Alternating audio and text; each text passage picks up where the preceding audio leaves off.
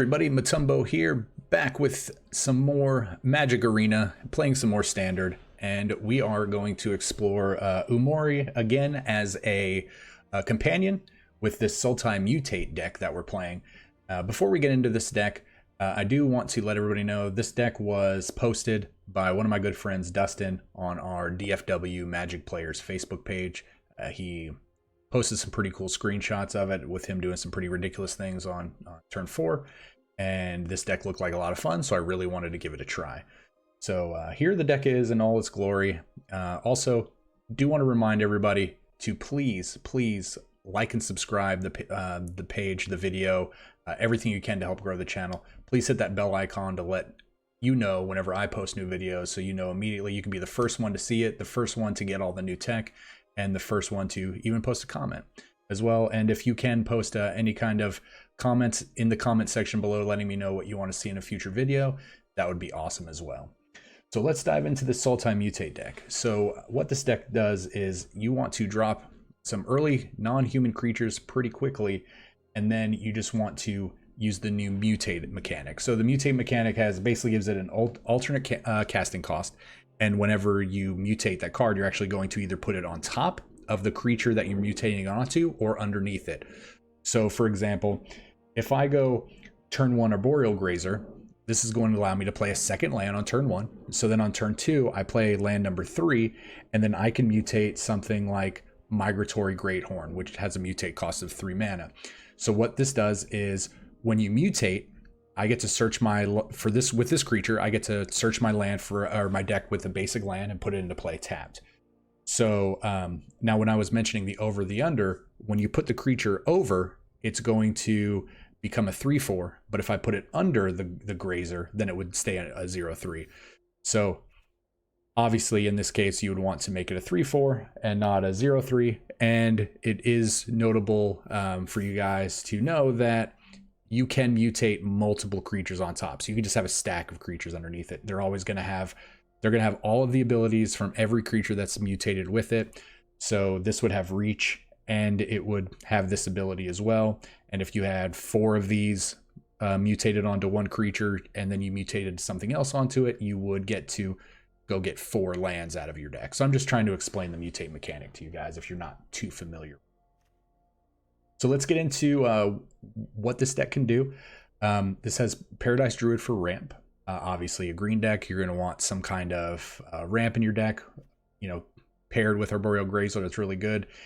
The really good thing about Paradise Druid is it has hexproof when it's untapped. So if you're mutating all these crazy abilities onto a Paradise Druid and you never really tap it, they're not going to be able to really get rid of your creature with any kind of targeted removal. They're going to have some kind of like mass removal. So that's good to know.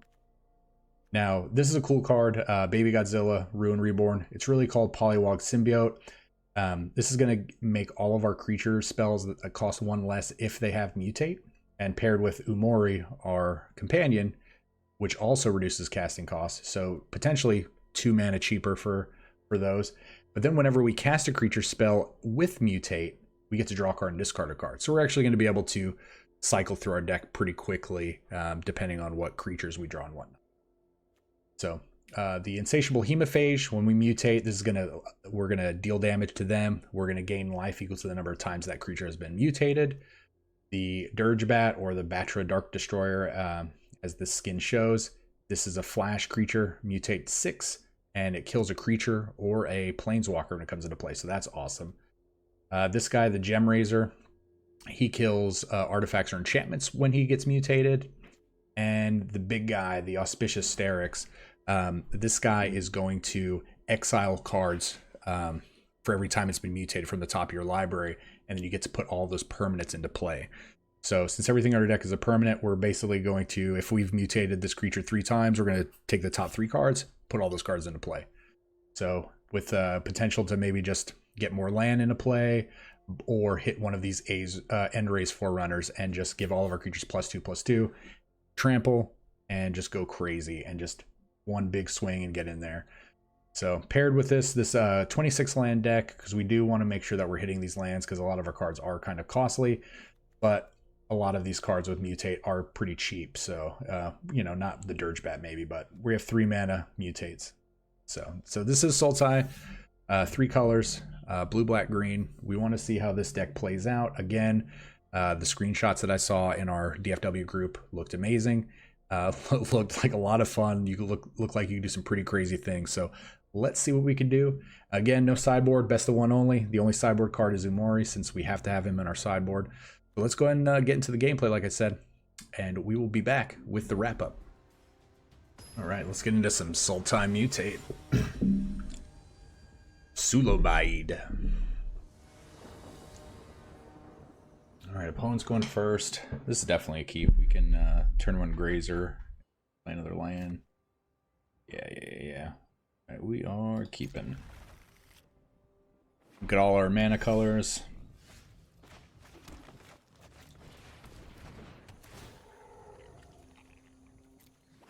Always remember whenever you're putting lands into play from Arboreal Grazer, to put them into play tapped. Even if it's like a, you know, one of these shock lands, it is going to come into play tap, so do not pay life.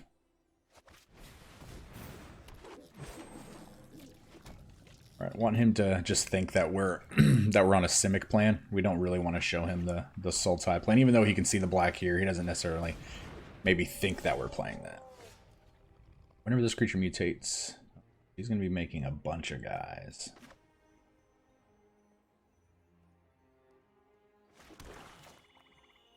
Alright, well, we're going to get our guy down.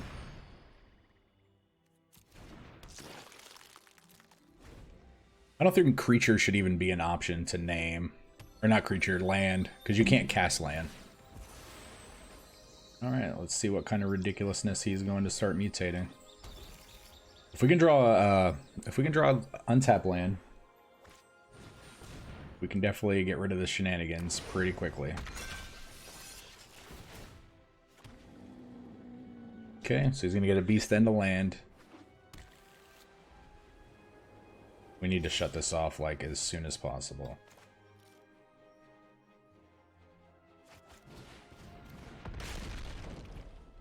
Right, let's go ahead and rotate onto this. Draw. Fortunately, we do have to discard.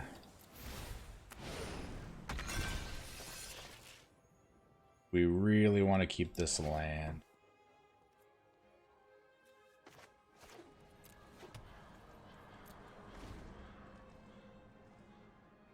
He maybe should have attacked with the Umori.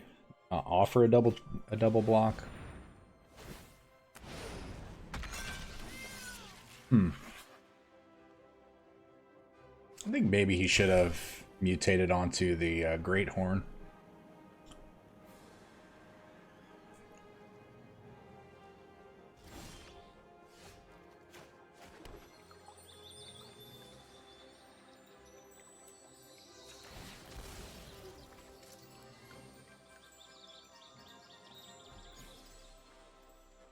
Right, don't really need another island. I'd rather do this at the end of the turn, and then this next turn.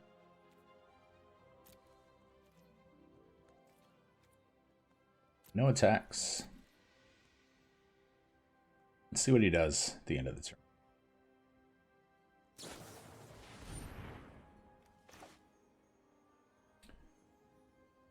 Right, well, we are going to do a little bit of mutating.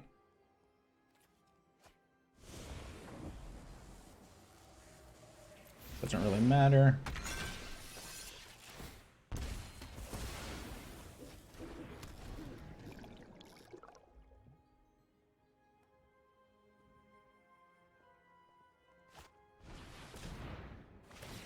Okay.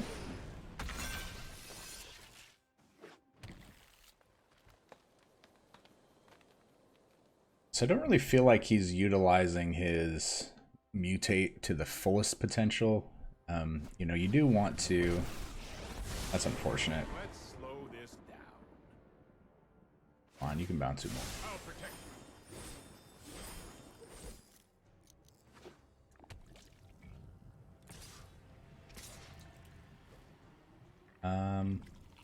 lifelink.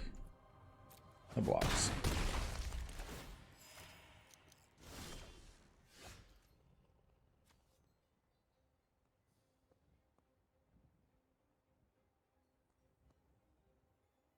Alright. So we can kill a planeswalker, we can kill a creature.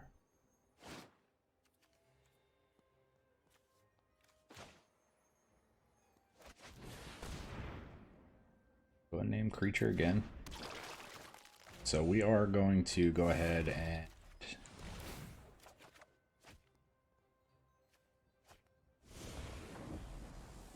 it still doesn't really matter.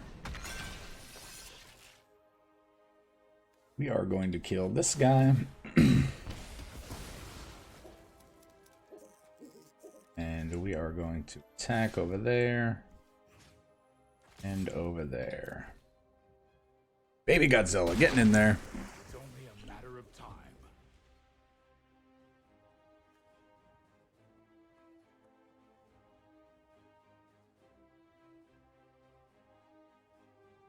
Yeah, all those mutates are really, really good. Okay.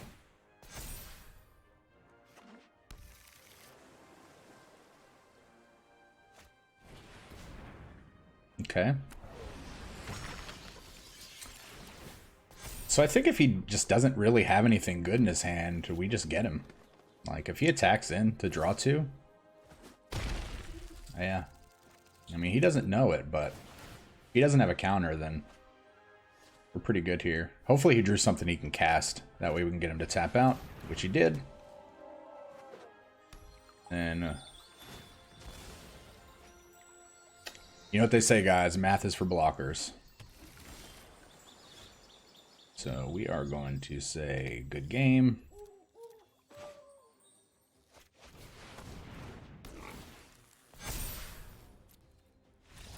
Yep. There we go. Good game again. This deck.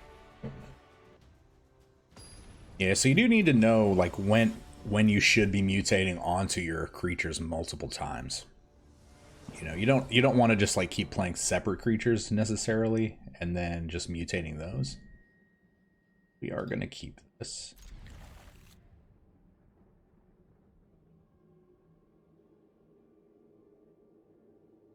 You know, usually I like to try to prevent our opponent seeing as many colors as possible, but unfortunately he's going to know that we're playing at least Sultai immediately. So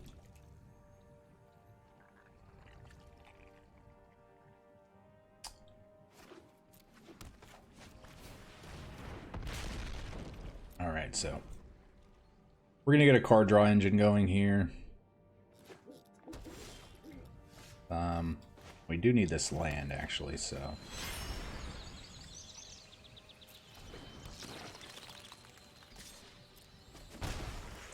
get in there, Babygodzilla. Rawr! Alright, Uro.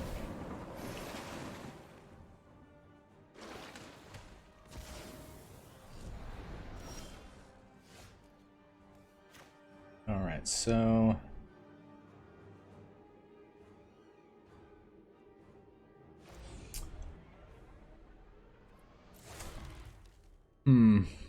I think we just cast this.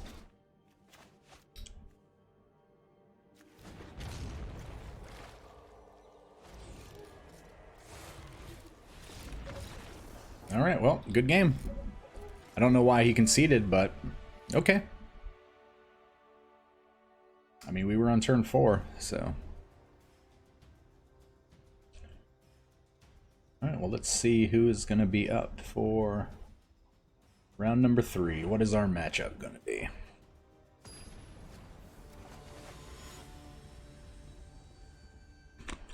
Alright.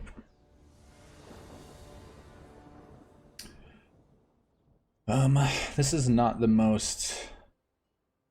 We're playing against a Garuda deck.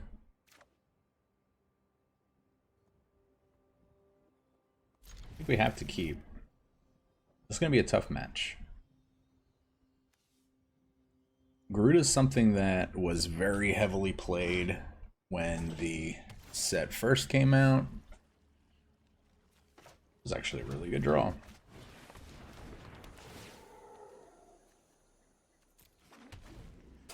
But then it's really fallen off. A lot of people got tired of seeing it, playing with it or against it.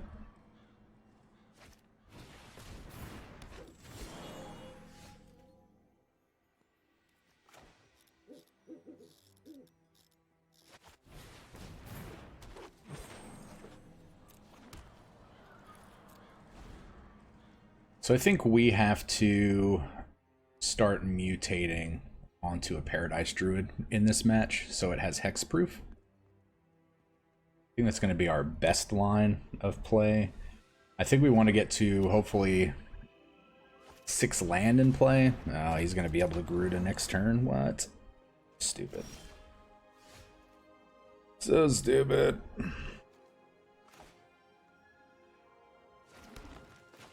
I don't even want to... Well, no, so they're not playing any odd... so there are no odd cast cards, so we're not going to see an Agent of Treachery, but we're probably going to see a million Garudas next turn. So he's not going to be stealing. Sorry, I'm trying to make a decision here.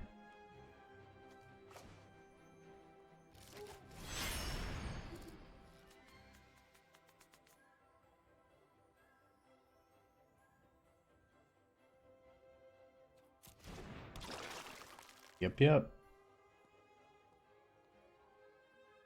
Yeah, so mutating onto a hexproof creature might not even matter here. So let's see how crazy this turn is going to be.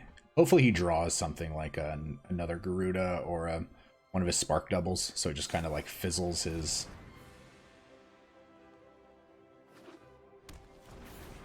Alright, well, definitely seeing Garuda this turn. Yep. You did it. Oof. Yep. Good block. I don't hate this.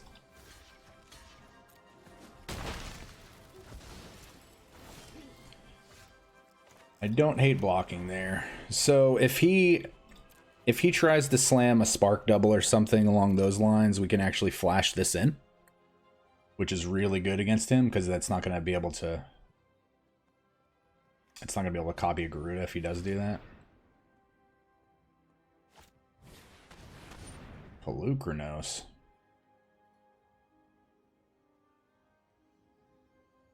Ah.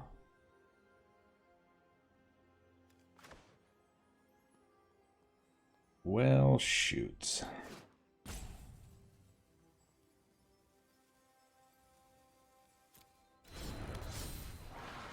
These fights? Maybe he fights our 0-3. So he fights our 0-3. We can actually kill this in response. I like that.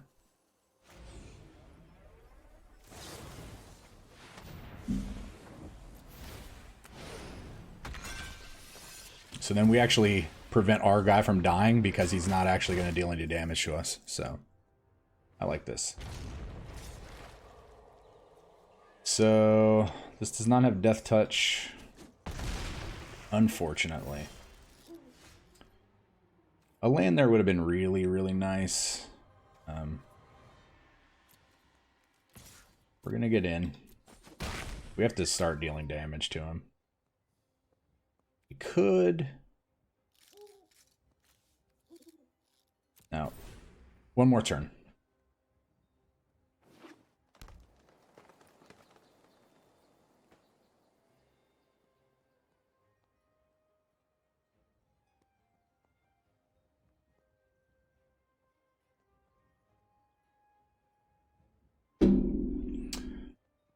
So I wonder what line of play he's going to take here. Hey, Moby. Coming to say hi? Alright, so I think we're going to do the same thing here.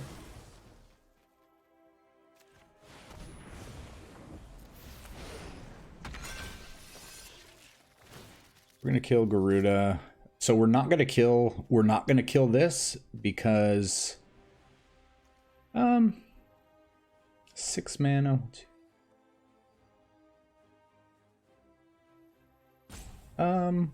We could kill this, but I don't think we're going to. I don't want to potentially give him enough cards to actually bring back his Polukranos right now, especially if he has a land in his hand. So.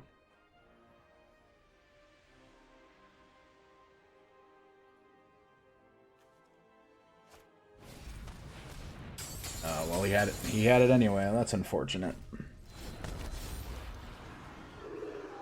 Unfortunate. Okay. Oh, you got us. Let's go ahead and play this.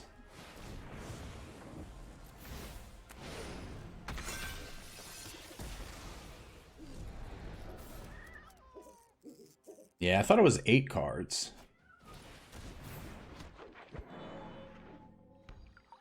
That was 6 other cards. Okay, well, I was wrong. Alright, so we should be able to take over this game. So we're going to mutate this first. This might be wrong.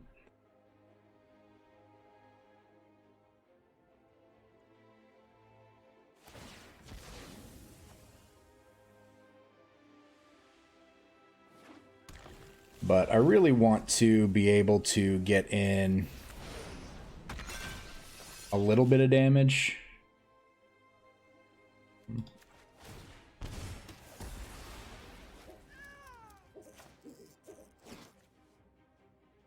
just play a blocker.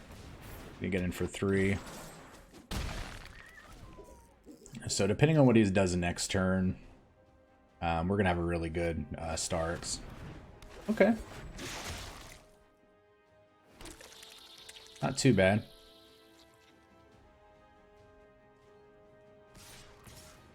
Okay. We are not going to block. Would love to draw land.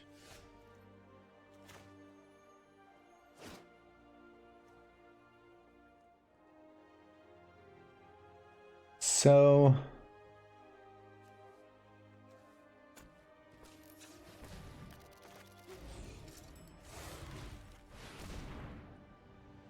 if we can actually hit another Raze runner, Raze Forerunner, we'll win. All right, let's try to kill this guy.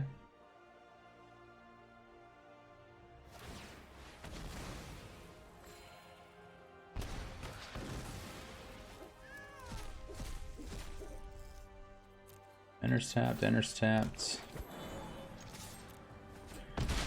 All right, well, let's put him to the test, guys.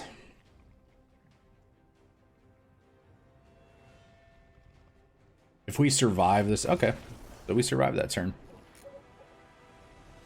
Yeah, either way, we're going to be able to play our Forerunners that next turn and hopefully get through enough damage. And obviously, that's what was going to happen. So, well, good game, sir. Yeah, this deck is playing really well. It's very explosive. Mutate is very powerful, especially when your opponent really doesn't interact with it that often. And really making hexproof creatures like Paradise Druid and whatnot, it's super powerful. Them not being able to target it, I mean, that's just really hard to deal with. That's why Paradise Druid is actually one of the better cards when you're playing in like the Artisan format, when you can play just commons and uncommons. We will be entering maintenance soon. Okay. Well, it looks like... what are we playing against? Obosh? So probably mono red or red black sacrifice. I think we have to mulligan this. Oh, that didn't turn out very well. We'll keep.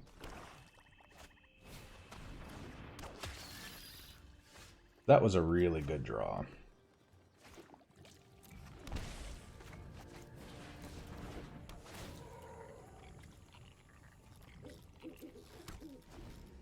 Yeah, Arboreal Grazer right there was probably our best draw in the deck. Alright, so we are playing against Black-Red Sacrifice. Okay, Cauldron Familiar into probably another 1-drop. Okay, Witch's Oven.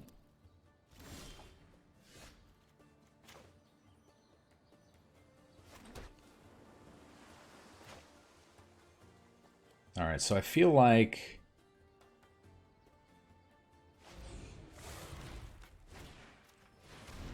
I mean, obviously we have to play this one. So this will negate the damage that he's going to do with the Cauldron Familiar right now. And do we attack? That's a question. 3, 15... I don't think we attack. Why didn't he sack the Cauldron Familiar? Still don't know the answer to that.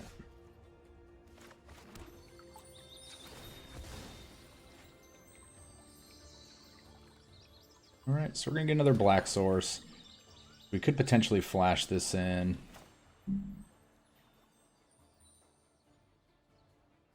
This is really good.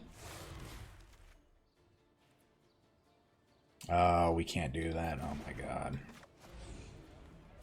Because we didn't get another forest. Didn't even realize. That's a huge misplay on our part.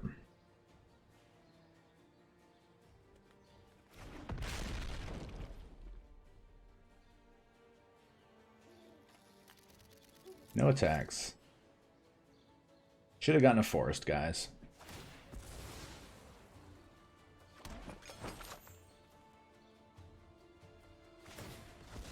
All right, so we're down to 17. We should be at 16 because he should have done that last turn.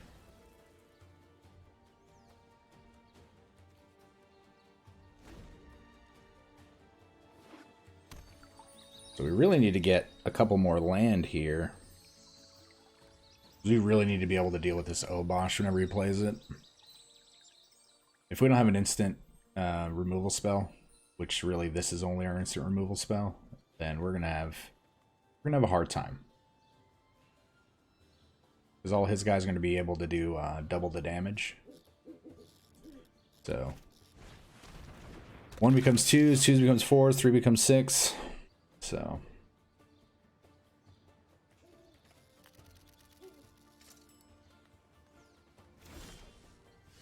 all right, so that was pretty big. So we're gonna mutate onto. So we can either gain 2 life or we can kill. I think we're gonna kill his Witch's Oven. I think that's the best play. And we're gonna put the Greathorn under. That way we still have a 4/4.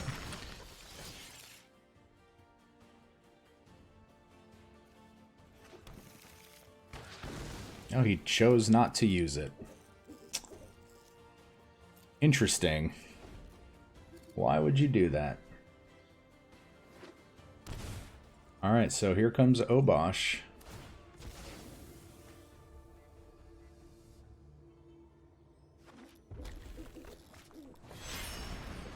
Alright, well, you know what we need, guys. We need lands. So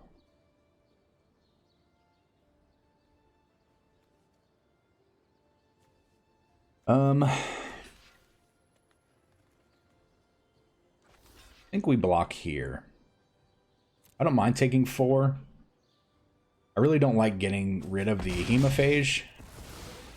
But okay, perfect.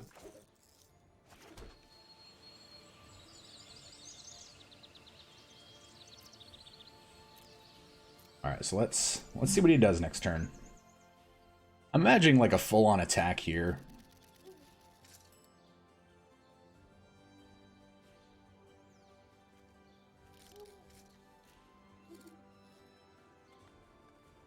I still don't want to block the Gutter Bones.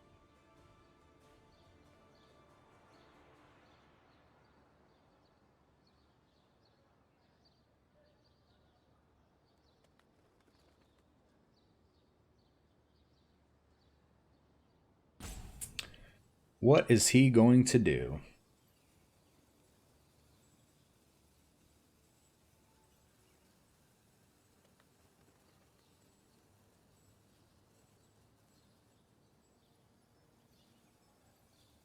Is he going to escape the Strider back into play? Does he have enough cards? I don't think he does.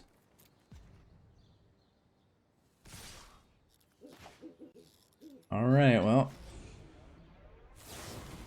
We're flashing you in. We're going to go under again.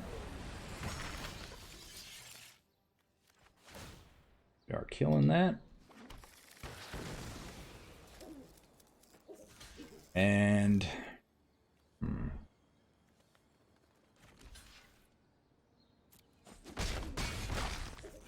I think we just best block that and get that out of the way.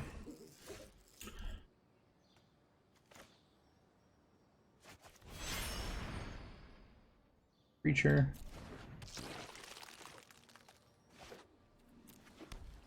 So if we mutate, I don't think we mutate. We don't need any more lands.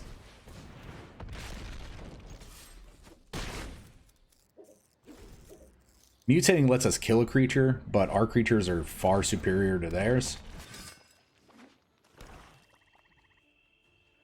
So now he might just swing in so he can draw cards, but doesn't look like he's going to.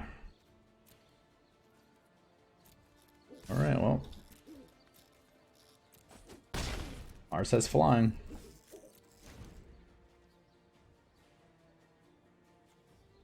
So he does have enough now. He wants to escape this. Escaping Strider is really good with Midnight Reaper, or just Strider in general. Not even necessarily escaping it. Strider lets you sack to scry, and it's also going to fuel. So he's going to be able to scry. He's going to be able to draw cards. Yeah, that's what he's doing here. If we can just draw a Forerunner off the top, then we can just solidify this game and go on to the next match.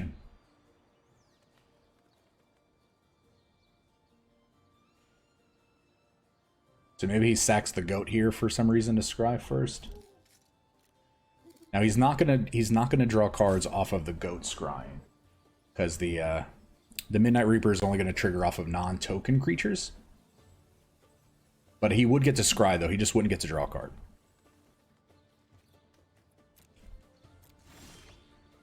Okay, Paradise Druid. So, we are going to play the Grazer and the Paradise Druid. We really just want to keep up blockers here.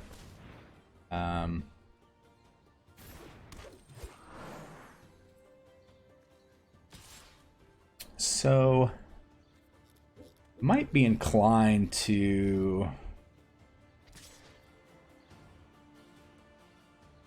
yeah, I think we're gonna offer this up. This says trample. If he doesn't block and he goes to 1, then he just...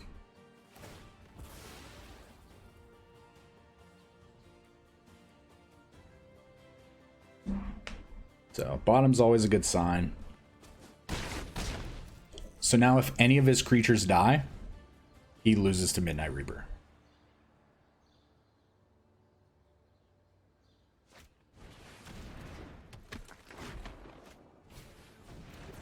That's pretty good. That's a really powerful play. So we are going to block and... block.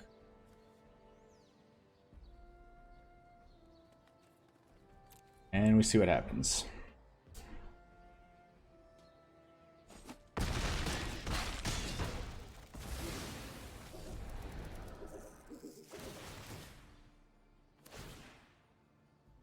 Wow.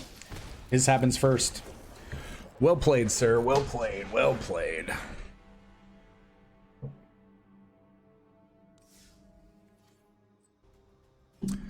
So that was actually that was a really good game.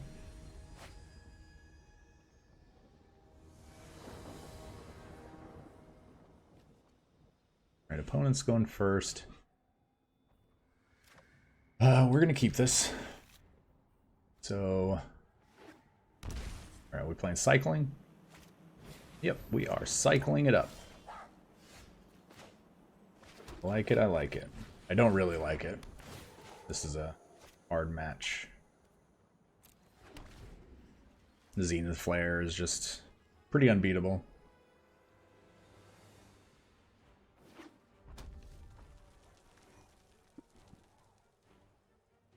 We're not going to block. That's the problem. We have to be able to ramp faster than he can get this up to like a 6-6 or 7-7. We need some way to actually get rid of this fox very quickly. I mean, this is a good way to do it. Okay, we can block now. So that's... I'm okay there.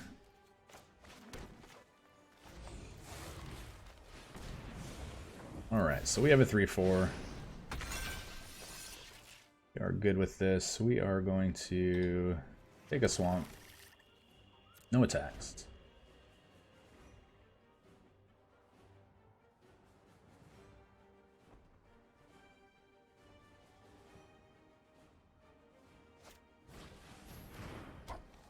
Alright, yep, this is gonna start hurting pretty quick.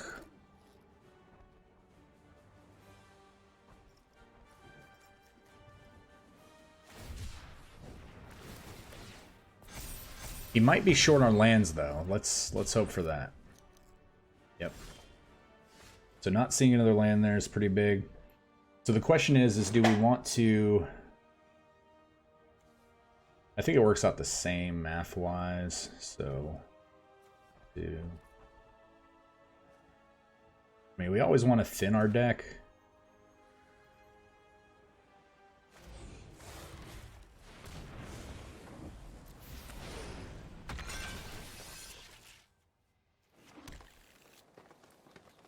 Try to get all of the land out of our deck.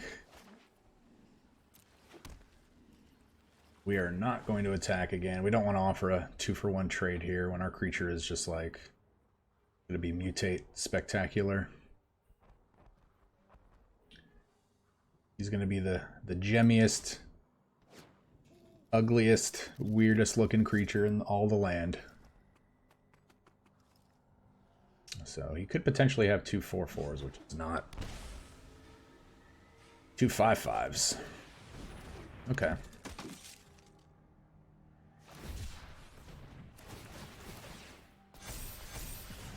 Yeah, like I said, this is going to be a tough match.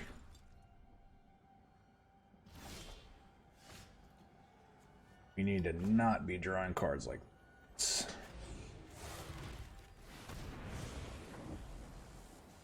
We're going to go under.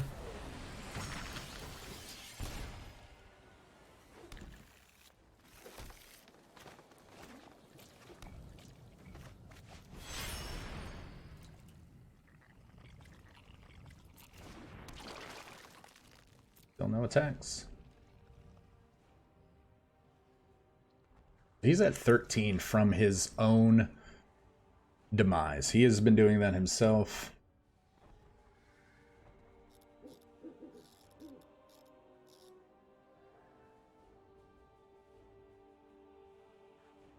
The more you mutate, the more crazy gems get put on it.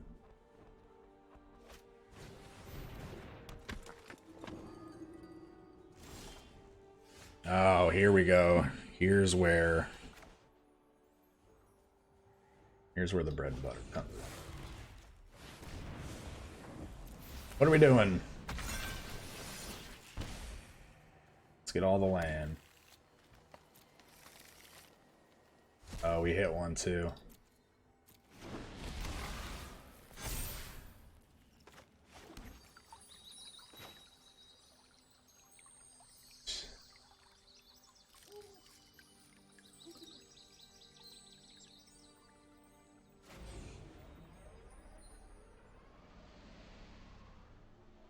Let's mutate onto this. Actually get to keep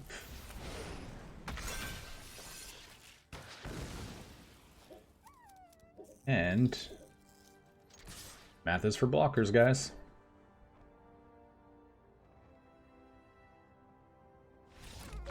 Good game. What a good game.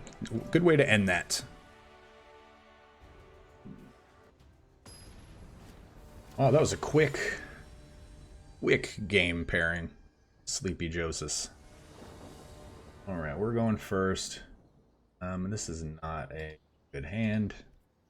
Don't have any early plays. This is a lot better. We're gonna keep.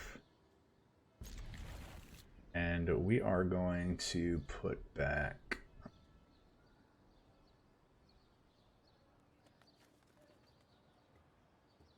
really thinking we put back Babygodzilla.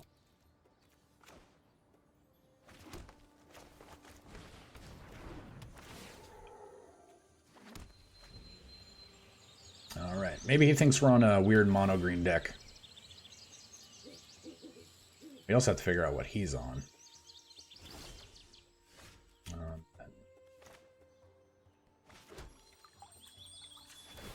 We're gonna get black. Get our one swamp. And we are done. So he's probably on Bant. No, just like green white enchantments. Okay. Well, okay then. What do we want? We want to...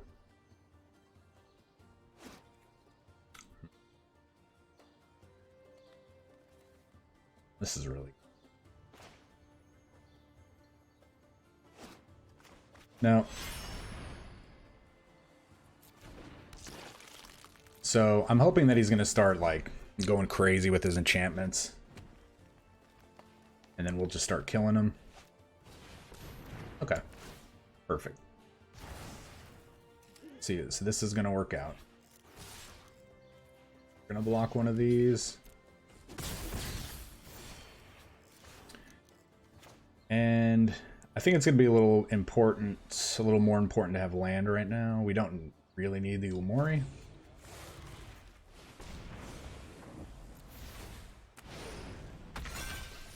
We'll get us an island.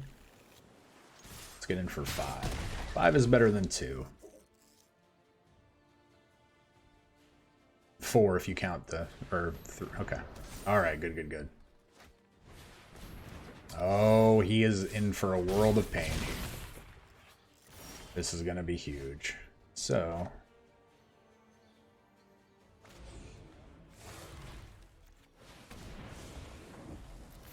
Ooh, I'm sorry, buddy.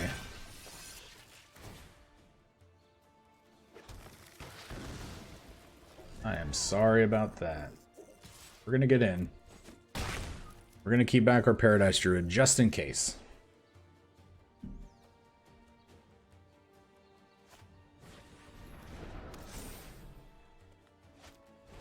Get another one.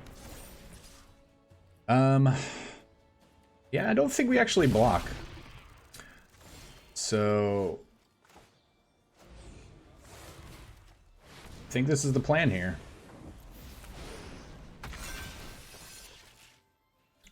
We're still gonna kill that thing.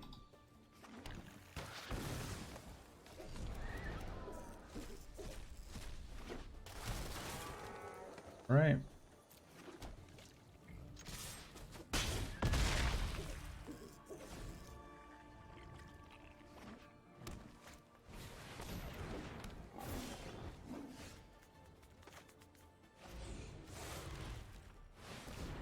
I mean, so luckily for us, yeah, our deck is built very nicely to combat what he's doing there. Awesome. That's a sweet game. Good matches, everybody. Good matches. All right, guys, time for the wrap up on this. We did really well. We went 5-1. You know, typically we only play 5 matches in our videos, but since we had somebody concede on their turn 3, which was not even 2 minutes in, we decided to play 1 extra match just to give you guys some more content. And we did really well. Like I said, 5-1. We lost to the red-black Obosh, you know, sacrifice deck. However, you know, we only lost because of, you know, the game was super close. He was at 1 life, and we only lost basically because of the way the triggers happened after combat. His triggers happened first, so he was able to use those Judith triggers to get those extra 2 points of damage in before his Midnight Reaper actually killed him from, you know, from the combat and those creatures dying. But yeah, now, you know, like predicted, you know, seeing this deck, seeing Dustin post screenshots in our Facebook group, this deck looked like it did a lot of unfair things. And, you know, with Dustin being one of the best players in Dallas-Fort Worth right now, and, you know, I'd like to play decks that look fun and as well as competitive as well. So that's why I was super happy when he posted this. I jumped on it and I was like, hey, give me this deck list. Let me give it a chance. This looks super, super fun and super powerful. So yeah, so we played it. I'm glad he gave it to us. And, you know, definitely want to give him a shout out for that. And yeah, so I recommend giving this deck a playthrough. Now, rare wise, it's 29 rares. The rest are commons and uncommons. However, there's no mythics, so you don't really need to worry about that. But again, a lot of the cards are going to be from the newer set. So if you don't have a lot of the newer set, this deck might be harder for you to craft. So again, you know, a lot of fun, super, super fun. I mean, I think maybe the Babygodzillas don't need to be in the deck, but I do, you know, and that's just based on my gameplay. Now, obviously, if I play more games, they might, you know, may be more useful, but I do understand why they need to be in the deck, with them being a 2-drop, you know, to fuel our 3-mana mutate cards, and as well as the fact that they do let us cycle through. I do understand why it is in here, but we may just be able to make this a Golgari mutate deck if we were to take those out, because those are the only blue cards in the deck, so it may make our mana easier. We may be able to fit in some other cards, but I mean, honestly, the deck I feel like is great. It plays well just like this. All right, guys. Again, I do appreciate you watching. Again, I do want to remind everybody, if you've made it this far, please like and subscribe. It does help the channel. Please hit the bell icon to get notifications when I post new videos. And also, please leave a comment. Let me know what you want to see in a future video. Let me know what changes you might make to this deck. Maybe what you liked about this deck. Maybe what you didn't like about this deck. Just anything to let me know that you enjoy the content. It really helps. It helps all the crazy YouTube algorithms, and it helps bump my channel up so more people see. That way, I'm able to make more content for you guys. But yeah, guys, still stay safe. This is a crazy, crazy time. I can't mention that enough. Please stay safe, you know, for you, your family, and your friends. Just keep social distancing. But you guys have an amazing day. We will see you guys next time.